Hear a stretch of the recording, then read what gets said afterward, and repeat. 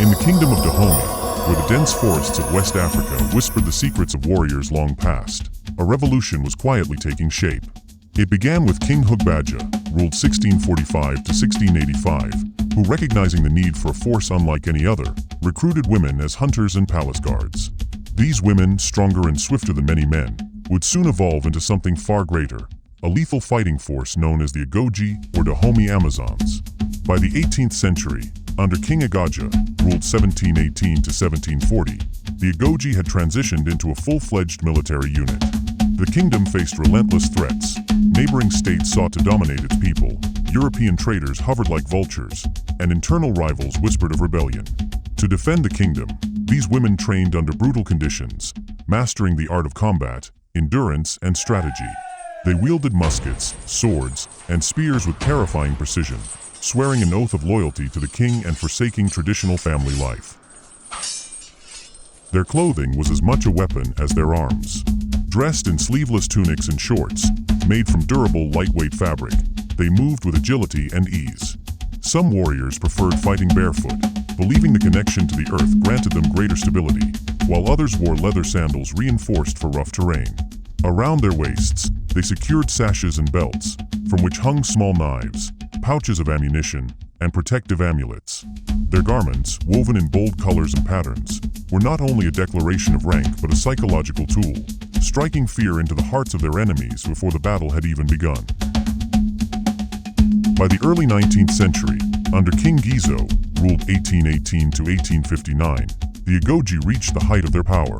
King Gizo, determined to free Dahomey from the shackles of tribute payments to the Oyo Empire, relied heavily on these warriors.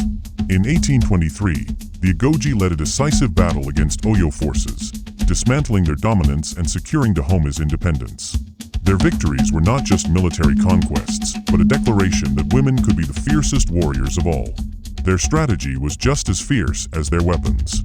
The Agojie were known for their shock tactics, using overwhelming speed and aggression to unsettle their enemies.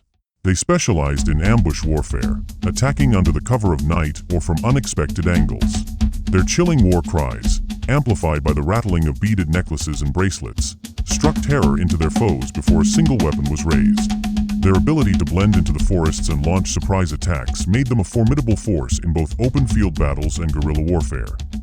The Agojie were more than just soldiers. They were an elite order bound by unbreakable codes. Their training was grueling, running barefoot across thorn-covered terrain, wrestling wild animals, and surviving days without food. They were taught to sever emotional ties. Love and marriage were forbidden. Some said they drank a secret herbal concoction that numbed fear, allowing them to fight with unmatched ferocity.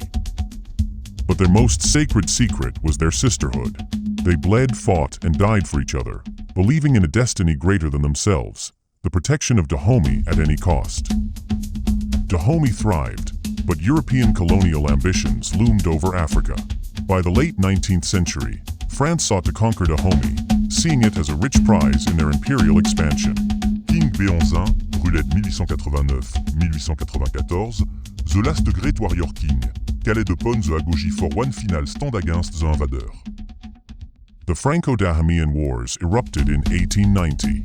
Against all odds, the Agojie, armed with outdated weapons but burning with fury, stormed French outposts, slicing through enemy lines with machetes and muskets. The world had never seen women fight like this, unrelenting, fearless, and defiant. Their bold fabrics flashed in the chaos, the sound of their war cries echoing through the battlefield. Yet, the French had one weapon the Agojie could not overcome: superior firepower. Cannons and machine guns cut down the brave warriors, their bodies falling like embers from a dying fire. By 1894, the war was lost. The once mighty Dahomey fell under French rule. The Agojie were disbanded, their legacy reduced to whispers in the wind. But fate had its own plans. Some surviving Agojie warriors vanished into the wilderness, while others, ironically, were recruited as enforcers for the new colonial administration. A few lived to see the 20th century, their stories passed down like sacred texts. One such warrior, Nawi, reportedly the last living Amazon, was interviewed in the 1970s. When asked about her past, she simply smiled and said, "I remember the battlefield. I remember the blood. But most of all, I remember the fire inside us." Though the Agojie no longer march under Dahomey's flag, their spirit endures. They have inspired modern-day military forces, feminist movements, and even cinema, with films like The Woman King resurrecting their tale. They were more than warriors, they were legends. And legends, no matter how much time passes, never truly die. Today, the legacy of the Dahomey Amazons lives on in Benin, the modern-day country that was once the Kingdom of Dahomey. The historic city of Agojie, once the capital of their empire, still bears the remnants of their reign, with palaces and artifacts preserving their memory. And Benin, stories of the Agojie are still told with reverence.